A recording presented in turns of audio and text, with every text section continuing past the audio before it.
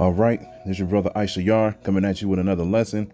First off, I want to give all praises to Yahweh, Bahasham, Yahweh Shai, Bahasham, Rekah Kwadash. Double honors to the apostles of the great millstone, which I learned is true from. Honors to the elders and brothers out there pushing this word through the four corners of the earth within truth and sincerity. And shalom to the Aquath that's listening and learning. Today's video is going to be entitled The Importance of the Passover. Now, the Passover is coming up very soon. And, you see a lot of brothers that's doing videos, speaking about it. And, and celebrating the Passover is very necessary. I just watched the videos of a brother uploaded on his channel, and the apostles and the men from New York and the brothers from New York, they were doing a simulation on how to keep the Passover. And, they were showing the brothers of how to do it just in case they're by themselves and everything like that. And, they were just giving I'm not going to say a glimpse. They were pretty much just showing you how to keep it. And they were speaking about how serious it really is, speaking about how you got to make sure you're circumcised. You got to make sure you're clean. You got to make sure you take that day seriously, because like the scriptures say, it's a solemn assembly, meaning serious. It's very serious, man. And, as I was listening to them and watching them present how to keep the Passover and everything like that, I'm just like, man, hey, this is something that, you definitely have to take very, very seriously, man, because at the end of the day, the Passover has a deeper spiritual meaning behind it other than just it being a high holy day, and that's the beauty of the high holy days as well, because these high holy days represent something, These high holy days definitely put you in the spirit 100%.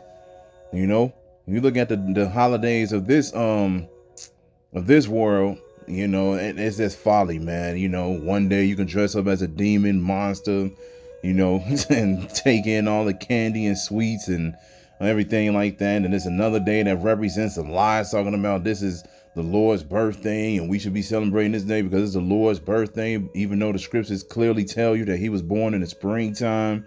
Another day celebrating the downfall of our brothers, the Indians, the so-called Indians, Gad and Reuben, and at the end of the day, it's just like, man, these holidays that Esau got you representing or celebrating right now, they're wicked, man. But our high holy days are completely different, man. It's complete opposite. These high holy days represent righteousness, and these high holy days definitely put you in the spirit to remember our Lord and our power, man. And that's the main point.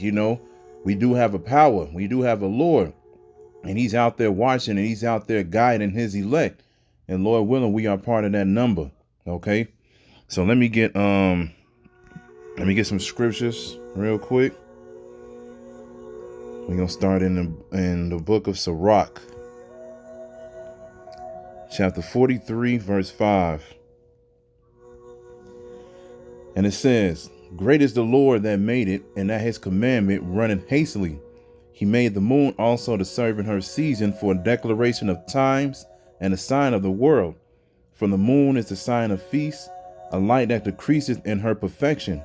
The month is called after her name, increasing wonderfully in her changing, being an instrument of the armies above, shining in the firmament of heaven.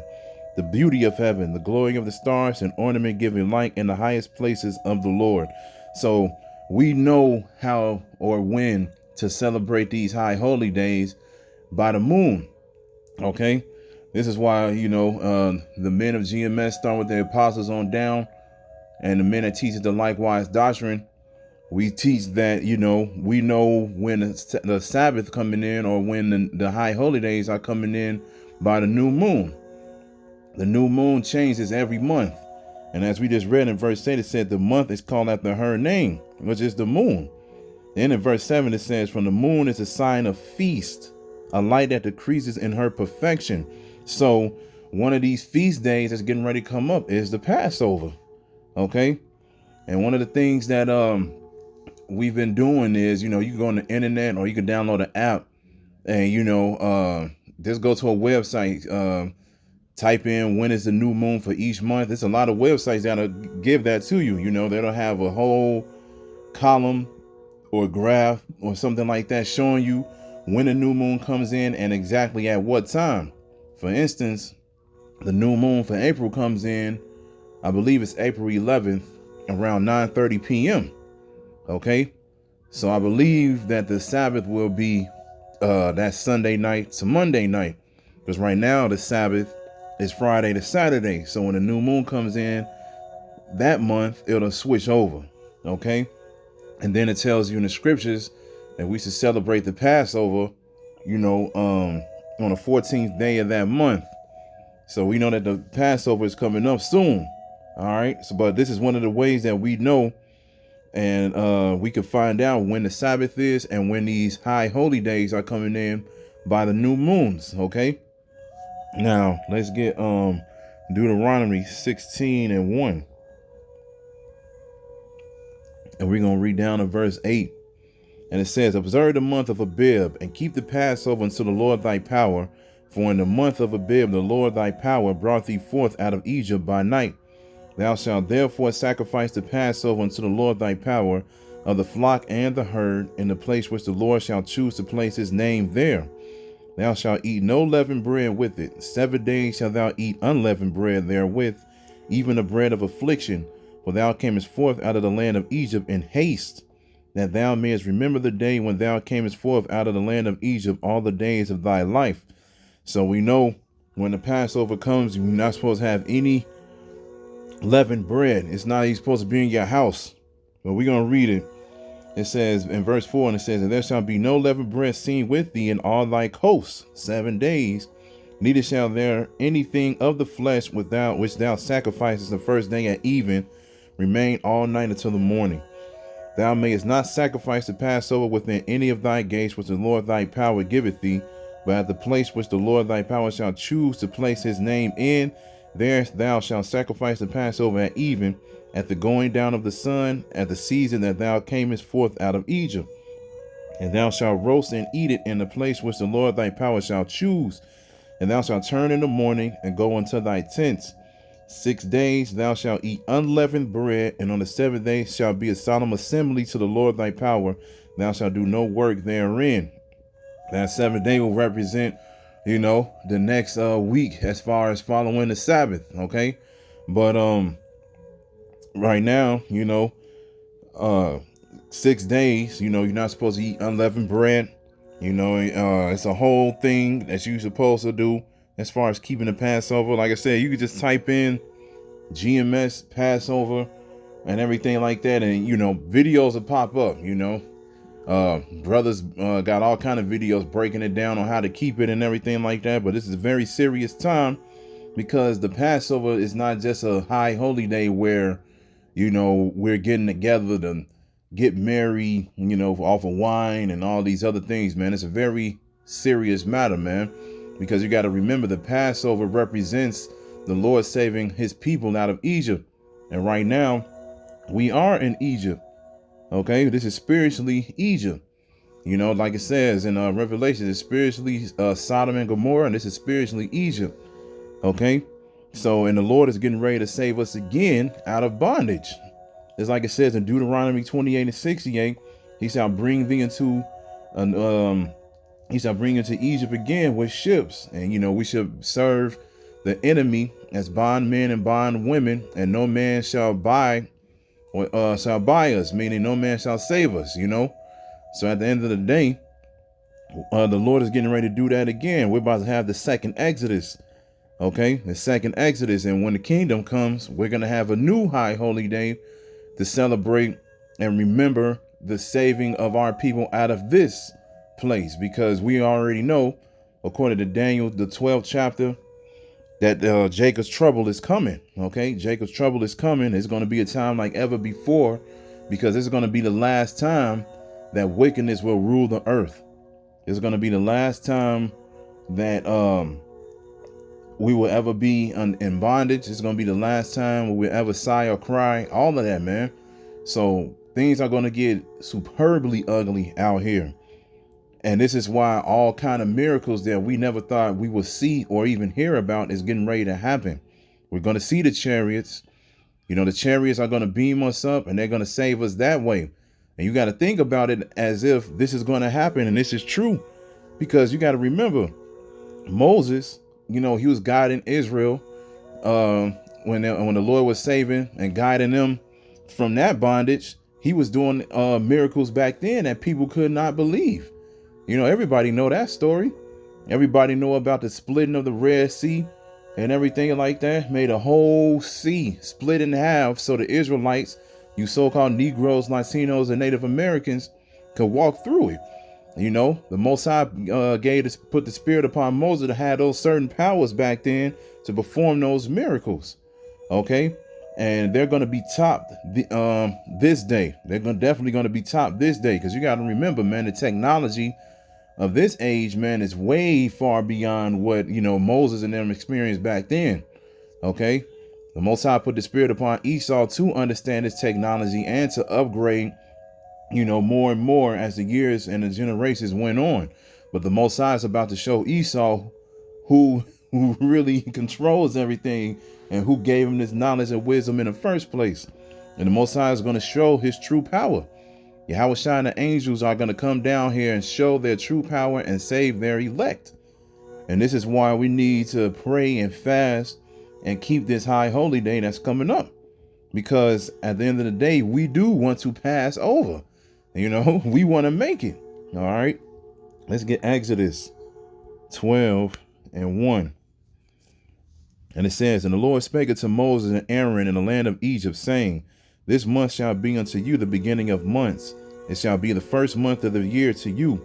Speak ye unto all the congregation of Israel, saying, in the 10th day of this month, they shall take to them every man a lamb according to the house of their fathers, a lamb for an house. And if the household be too little for the lamb, let him and his neighbor next unto his house take it according to the number of the souls. Every man according to his eating shall make your account for the lamb. So verse 5, your lamb shall be without blemish, a male of the first year. You shall take it out from the sheep or from the goats, and you shall keep it up until the 14th day of the same month, and the whole assembly of the congregation of Israel shall kill it in the evening. Now we're in captivity right now, and we don't have any farms. This is why it says in Judges 5:11, we're supposed to rehearse the righteous acts. Okay, we're rehearsing the righteous acts. We already know we can't get a male lamb without blemish within the first year and everything like that. You know, we're in captivity. We don't have money. We don't have land. We don't have flock. You know, we don't have any of that. So, of course, you got to keep it to your best ability. So what you would do is you'll just go to the store, buy some lamb, and then you'll just keep it the way that the scriptures tell you as far as, you know, that aspect goes. You know, you'll grill the lamb or roast the lamb, and everything like that. And then you'll keep it like that. You know, you can't do everything perfect here, but in the kingdom we will. In the kingdom we will be able to keep everything perfect. But right now, you know, we just supposed to show our faith, so we do things to the best of our abilities. Shalakia. This is verse 6, and it says, and you shall keep it up until the 14th day of the same month, and the whole assembly of the congregation of Israel shall kill it in the evening. And they shall take of the blood and strike it on the two side posts and on the upper door posts of the houses, wherein they shall eat it.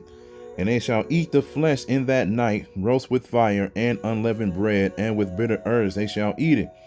Eat not of it raw, nor sodden at all with water, but roast with fire, his head with his legs, and with purtenance thereof. And you shall let nothing of it remain until the morning, and that which remaineth of it until the morning you shall burn with fire. So we're supposed to eat unleavened bread.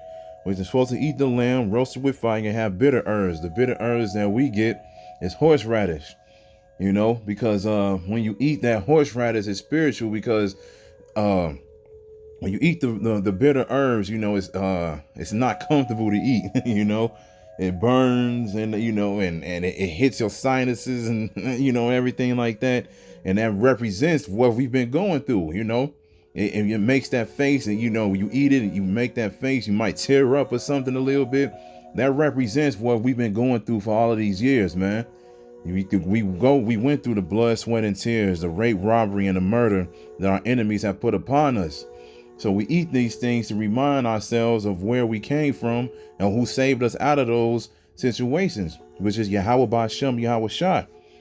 This is why, this is a very serious matter. It's a solemn assembly, very serious. This is, that's why I love this truth, and I love, learning about these things, because, when you look at these other heathen nations, they have a spiritual thing about them, man. You look at the customs that they do, they always do things according to what they feel is right when they sacrifice to their gods and everything like that, man. When you look at us as a whole, man, we don't have anything.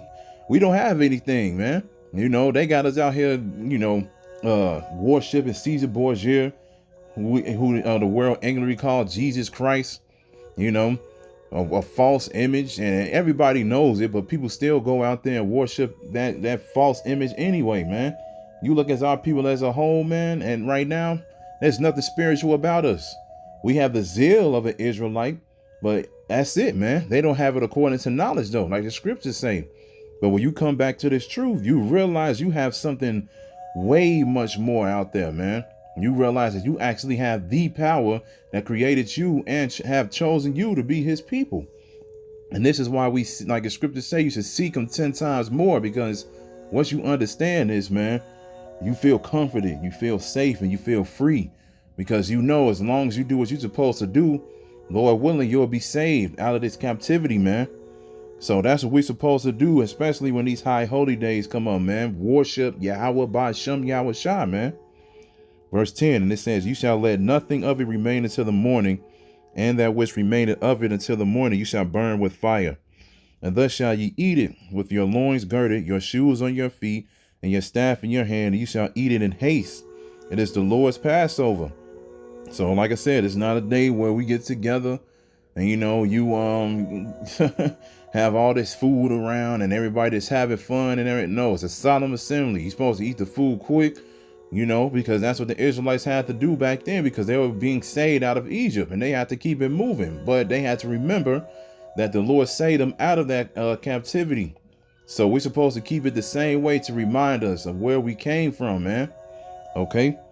Then it says, for I will pass through the land of Egypt this night. Verse 12. For I will pass through the land of Egypt this night, and will smite all the firstborn in the land of Egypt, both man and beast. And against all the gods of Egypt I will execute judgment. I am the Lord.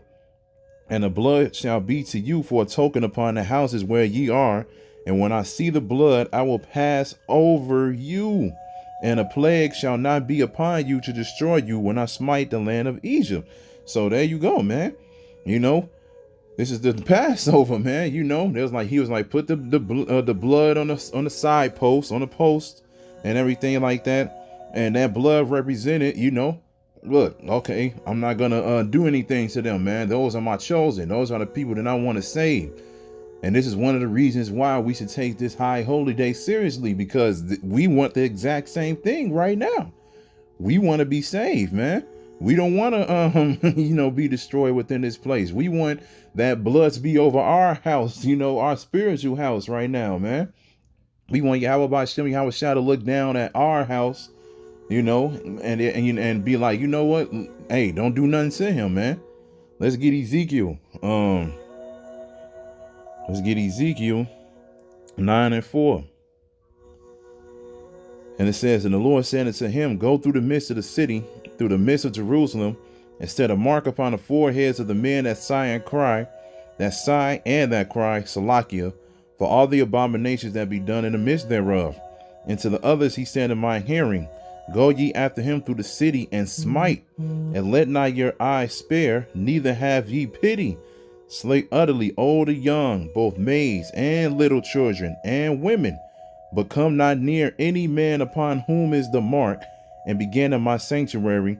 Then they began at the ancient men which were before the house. Now this was happening back in the days of Ezekiel, certain men that the Lord was marking to not be destroyed. But you can apply this scripture to right now too, because we are sighing and we are crying for the abominations that we have done. We go off every day. So we're supposed to you pray and fast and do everything that we're supposed to do every day, you know. And if we continue to do that and keep the faith, because like the scriptures say, faith is what's ultimately is what's going to save us out of this situation. But you have to do the work though in order to show your faith. So we show our faith by doing the work, and we're definitely going to show our faith once the chip is mandatory. Okay, but right now we're sighing and crying for the abominations, and so the Most High is going to send these angels throughout the earth, and he's going to protect certain men and women and children that has been sighing and crying for their sins, man. And he's going to set that mark upon us.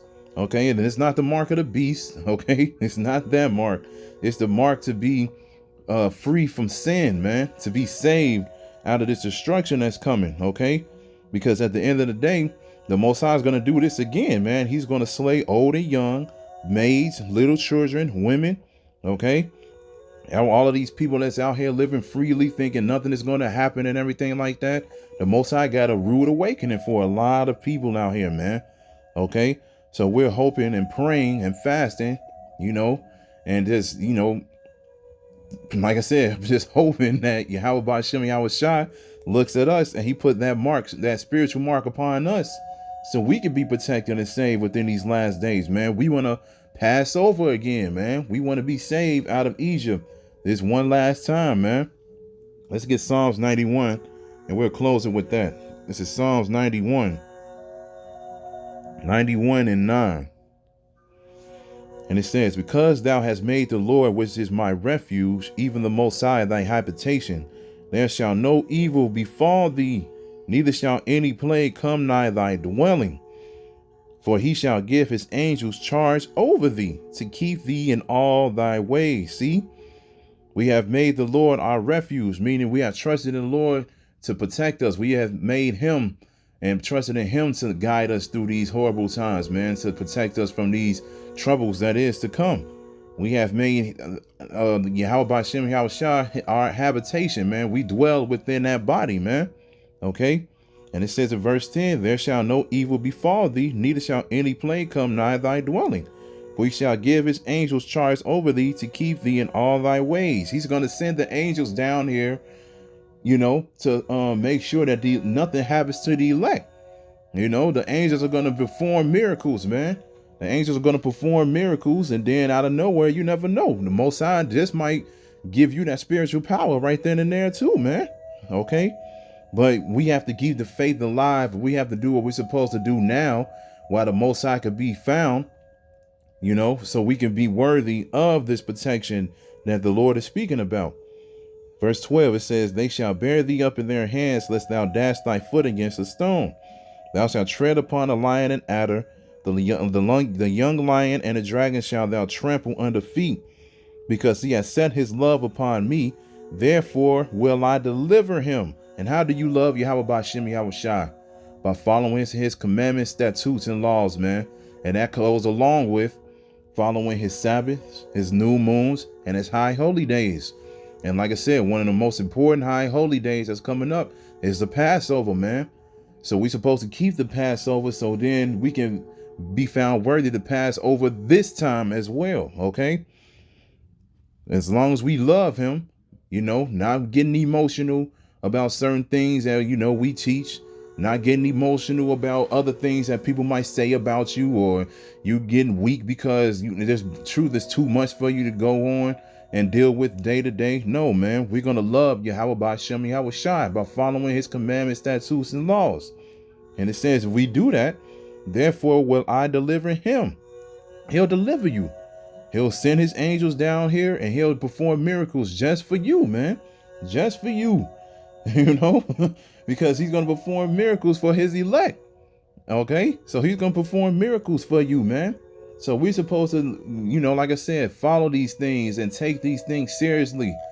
Like I said, especially when the Passover is coming up, we're supposed to take this very seriously so we can be found worthy, man. And that's the point. I will set him on high because he hath known my name. And there it is again. That name is very important. It's very important. Like it says in, like it says, man, what is my name and what is his son's name if thou can tell? Okay. You have to know that name. You have to call upon that name. If you don't call upon that name, you're doomed, man. Okay? The God's name is Yahweh, and his son's name is Yahweh Shai, man. Okay? That's what you're supposed to do. You're supposed to call upon those names so then you can be found worthy. Okay? He shall call, verse 15, he shall call upon me, and I will answer him. I will be with him in trouble. I will deliver him and honor him. With long life will I satisfy him and show him my salvation. And that's what we're seeking for, man. What is the salvation? Getting beamed up on those chariots and celebrating with the brothers and sisters and the children that made it, and looking down at the downfall of our enemies, looking down at America burning, like it speaks about in Revelation, the 18th chapter. You know, we're going to be looking down. America's going to be destroyed within 1 hour, you know, and we're going to be looking at, you know, this whole place, the whole big lake of fire, man. And we're going to be happy that we're not a part of that. Okay.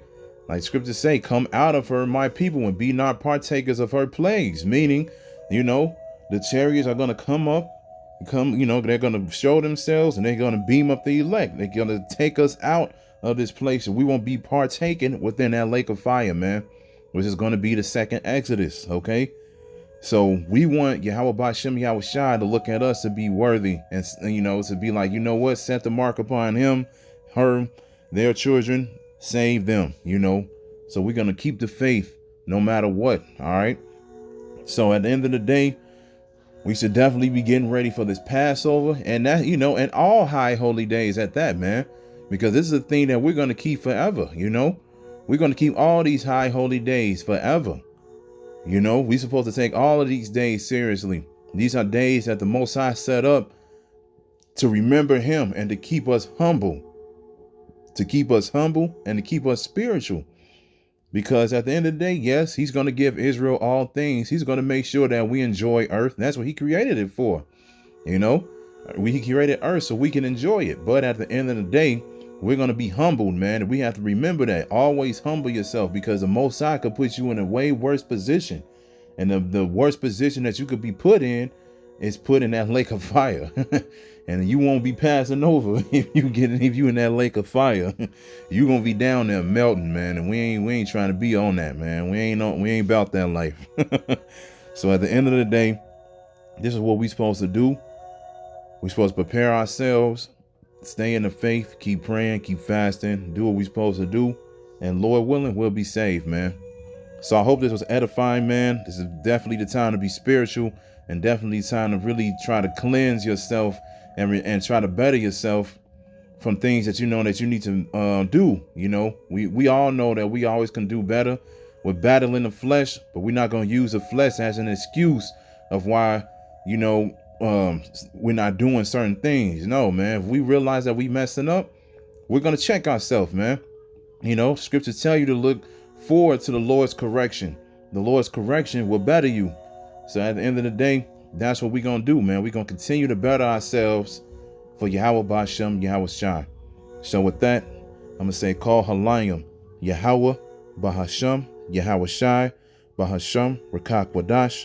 Double honors to the apostles of the great millstone, which I learned is true from. Honors to the elders and brothers out there pushing this word through the four corners of the earth within truth and sincerity.